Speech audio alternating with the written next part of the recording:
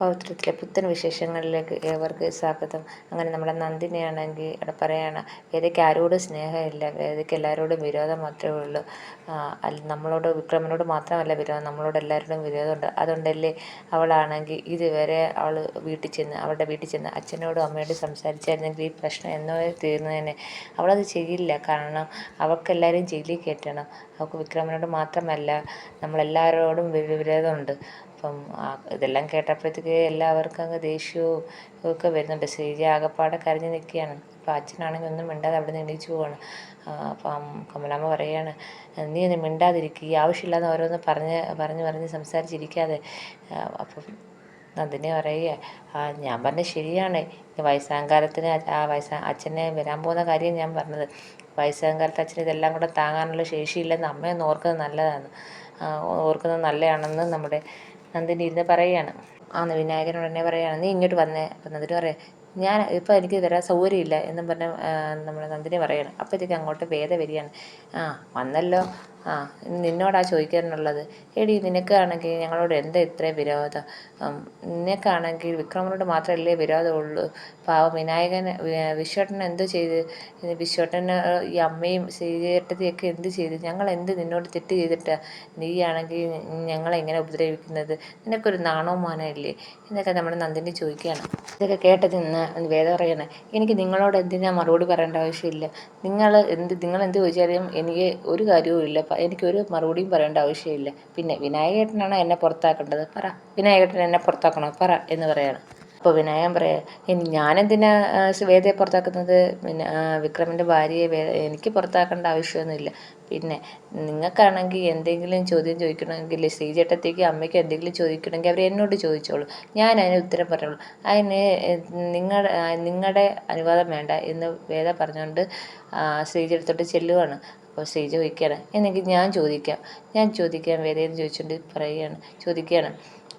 വേദയുടെ ചേട്ടനല്ലേ എൻ്റെ വിശ്വട്ടനെ കള്ളക്കേസിൽ കുടുക്കിയത്? അത് വേദയോടുള്ള സ്നേഹം കൊണ്ടല്ലേ ചേട്ടൻ അങ്ങനെ ചെയ്തതെന്ന് ചോദിക്കുകയാണ്. അപ്പം വേദ പറയുന്നത്, ഏട്ടത്തിയോട് എന്ത് പറയണമെന്ന് എനിക്ക് അറിഞ്ഞുകൂടാ. അത് എന്നോടുള്ള സ്നേഹം കൊണ്ടല്ല അവരെന്നെ കേസിൽ കുടുക്കിയത്, അത് മാത്രം അറിയാം.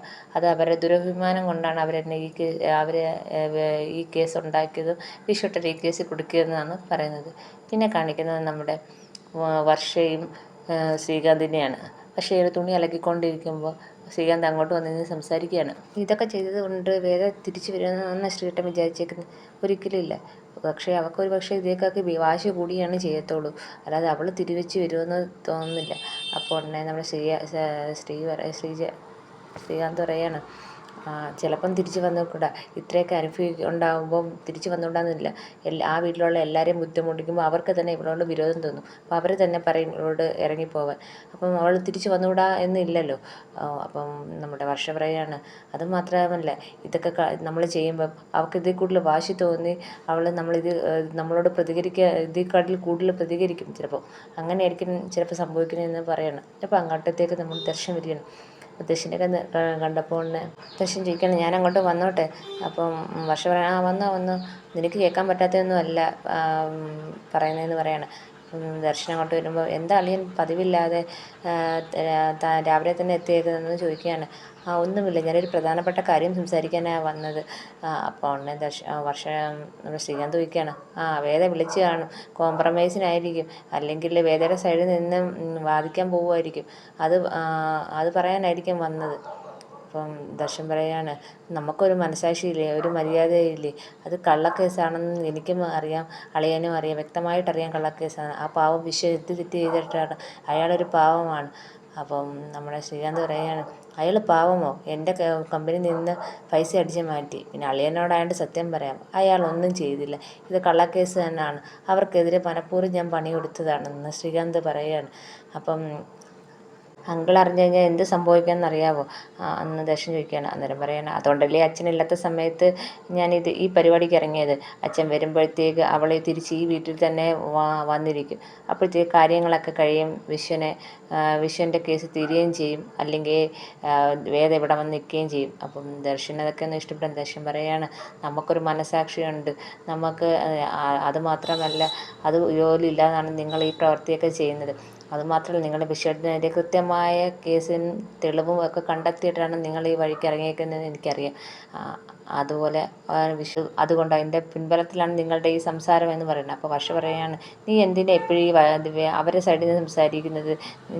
ഞങ്ങൾക്ക് തോന്നുന്നു നീ ആ വീട്ടിലുള്ള ആളാണെന്നാണല്ലോ തോന്നുന്നത്. നിൻ്റെ അച്ഛൻ തന്നെയാണ് എൻ്റെ അച്ഛൻ. അപ്പം ദർശൻ പറയാൻ, അതിൻ്റെ ഒരു നാണക്കേട് എനിക്ക് പലപ്പോഴും തോന്നിയിട്ടുണ്ട് എന്ന് ദർശൻ പറയുകയാണ്. എന്തുവായാലും നിങ്ങൾ ഈ കേസുമായിട്ട് മുന്നോട്ട് പോകാൻ തീരുമാനിച്ചിട്ടുള്ള കാര്യം എനിക്ക് മനസ്സിലായി. ചിലപ്പോൾ ഞാനായിരിക്കും വേദയുടെ സൈഡിൽ നിന്നും വരുന്ന വക്കീൽ. വേണ്ടി വന്നാൽ വേദ എന്നോട് ആവശ്യപ്പെട്ടാൽ ഞാൻ വേദയുടെ കേസ് ഏറ്റെടുക്കുക തന്നെ ചെയ്യുമെന്ന് ദർശൻ പറയും. അപ്പം നമ്മൾ ശ്രീകാന്ത് പറയുന്നു, അളിയൻ അത് ചെയ്യേണ്ടല്ലേ, അളിയൻ ആവശ്യമില്ലാതെ ഒരു കേസ് ഏറ്റെടുക്കേണ്ട കാര്യമില്ലെന്ന് പറഞ്ഞ് ശ്രീകാന്ത് പറയുകയാണ്. അപ്പം അളിയനല്ലല്ലോ തീരുമാനിക്കുന്നത്, ഞാനാണ് എനിക്ക് ഏത് കേസ് ഏറ്റെടുക്കണമോ വേണ്ടേ ഇല്ലയെന്ന് തീരുമാനിക്കേണ്ടതെന്ന് നമ്മുടെ ദർശൻ പറയാണ്. എന്നും പറഞ്ഞ് ദർശൻ അവിടെ മുഷിഞ്ഞ് സംസാരിച്ചങ്ങ് ദർശൻ പോവുകയാണ്. പോകുന്ന വഴിയിൽ വീട് പുറത്തിറങ്ങി കാറും എടുത്ത് പുറത്തേക്ക് പോകുമ്പോൾ വരുന്നത് നമ്മുടെ വിക്രം നമ്മുടെ ബൈക്കിൽ വന്ന് മുന്നിൽ വെച്ചാടി. വിക്രമിനോട് പറയുകയാണ്, ഈ പോക്ക് തൻ്റെ ചേട്ടനെ ഇറക്കാനുള്ള കാരണത്തിനൊരു വഴിയായി വരല്ലേ. തൻ്റെ വഴി ഞാൻ പറഞ്ഞാൽ താൻ കേൾക്കത്തില്ലെന്നറിയാം. തൻ്റെ വഴിയല്ല എൻ്റെ വഴി. ഞാൻ പറയുന്നതും താൻ കേൾക്കത്തില്ല. എന്നാലും സൂക്ഷിച്ച് മുന്നോട്ട് പോവുക എന്ന് പറഞ്ഞിട്ട് ദർശനങ്ങ് പോവുകയാണ്.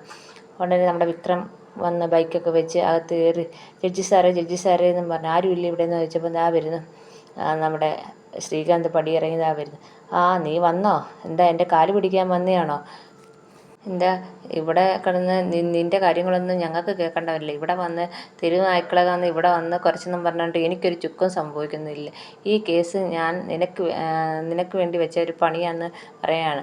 അപ്പോഴത്തേക്ക് നമ്മുടെ വിക്രമാണെങ്കിൽ ശ്രീകാന്തിനെ ഇടിച്ചിടുക. എന്നിട്ട് പറയണേ, ഈ ചവിട്ട് നല്ലൊരു ചവിട്ട് നമുക്ക് ചവിട്ടിയാൽ നിന്നെ തീരാവുന്നേ ഉള്ളൂ നീ. വീണ്ടും ശ്രീകാന്ത് ചാടി നിന്നിട്ട് വീണ്ടും പറയാണ്, നിനക്കൊക്കെ നാണമില്ലേ? നിൻ്റെ കുടുംബത്തിൽ നിൻ്റെ പഴയ കേസെല്ലാം ഞാൻ നിന്നെക്കുറിച്ച് നന്നായിട്ട് അന്വേഷിച്ച്. ഈ പണ്ടേ ഈ കഞ്ചാവ് പരിപാടി തുടങ്ങിയതാണ്. നിങ്ങളുടെ കുടുംബത്തിലുള്ള എല്ലാവരും ഇങ്ങനെയാണ്.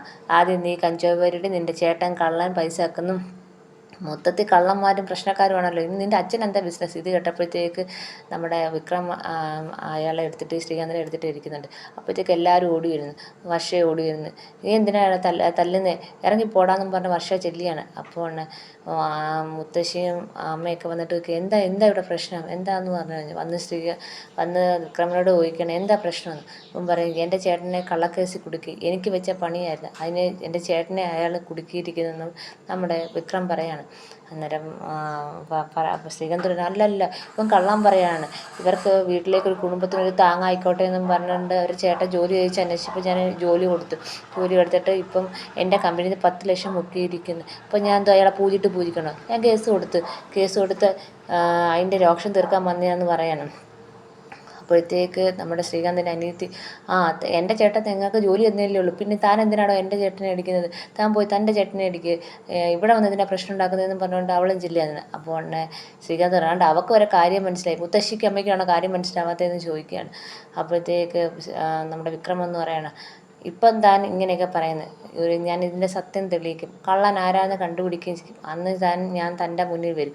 അന്ന് ഞാൻ വരുമ്പം തന്നോടുള്ള മറുപടി ഞാൻ പറയുകയല്ല ചെയ്യുന്നത്, അന്ന് ഞാൻ കാണിച്ചു തരുന്നുണ്ടെന്ന് പറഞ്ഞ് വിക്രം ഇറങ്ങിപ്പോകുന്നു. അപ്പോൾ മുത്തശ്ശി ഈ ശ്രീകാന്ത് പറയുന്നതിന് വിശ്വസിച്ചില്ല. മുത്തശ്ശി എന്താന്ന് പറഞ്ഞുകൊണ്ട് ചോദിച്ചുകൊണ്ട് കിടക്കുകയാണ്.